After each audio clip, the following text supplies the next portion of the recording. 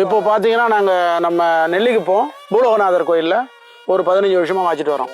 பணம் இல்லாமல் அந்த கோயிலில் நாங்கள் போயினா யார் எந்த மற்ற கோயிலில் போய் வாசிக்க முடியல.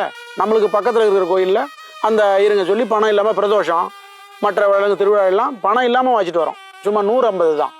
ஏன்னா நாங்கள் கோயிலில் வாசிக்கணுன்றதுக்காக. இப்போ ரேடியோவில் வாசிக்கிறோமே அது அரை மணி நேரம் வாச்சோம்னா 5300 அதுக்கு ஒரு நாதஸ்வரத்துக்கு. அது தவுள் இட்டு போய் வாச்சு அவங்களுக்கு நம்ம பணம் கொடுக்கணும். அதுமாரி அது பி கிரேடு. உடனே பிகை வாச்சா பணம் அதிகம், ஏ கிரேடு வாச்சா பணம் அதிகம், ஏ டாப்பு வாச்சா பணம் அதிகம். அந்த மாதிரிலாம் என்ன போனால் அது கம்மியான நேரம் பணம் அதிகம். ஆனால் அந்த மாதிரிலாம் அதிகமாக நம்மளுக்கு வாய்ப்பு கிடைக்க மாட்டேங்குது.